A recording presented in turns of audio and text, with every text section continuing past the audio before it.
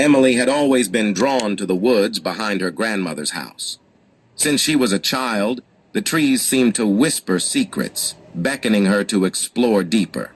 Now, as an adult, she returned to the old house after her grandmother's funeral, feeling a strange pull to wander that familiar forest once more.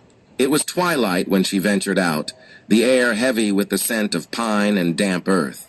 The woods, once a place of childhood adventure, now seemed unfamiliar and eerie. Branches clawed at her jacket, and the usual sounds of rustling leaves and chirping birds were absent.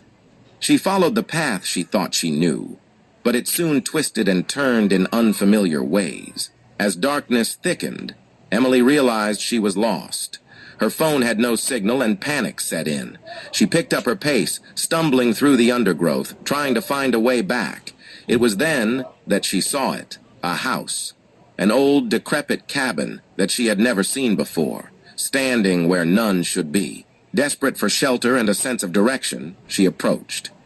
The door creaked open at her touch, revealing a musty, dimly lit interior. The smell of decay filled her nostrils, and the walls were covered in strange, cryptic symbols. On a table, a dusty photograph caught her eye. She wiped it clean and gasped.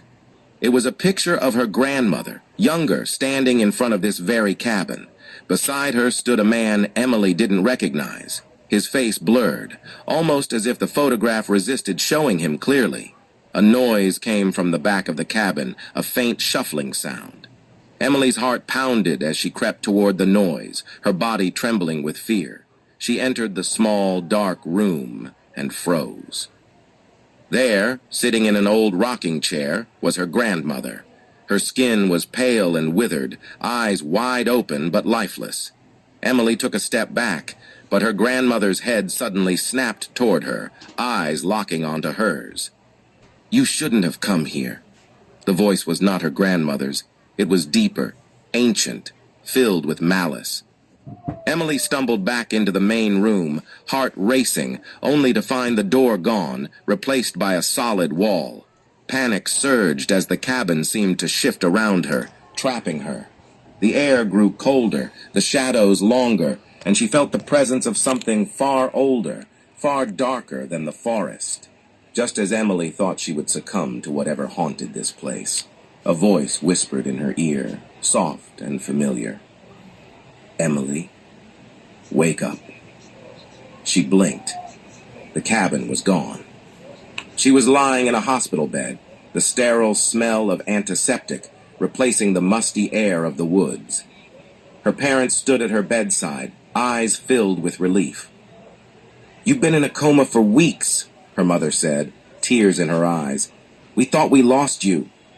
Emily tried to speak, but her throat was dry. She struggled to make sense of everything. Had it all been a dream? As her mother leaned in to hug her, Emily glanced at the corner of the room. There, sitting in a chair, was her grandmother, staring at her with those same lifeless eyes. The beeping of the heart monitor quickened as Emily's vision blurred. She realized with cold horror that she never left the woods. She never woke up.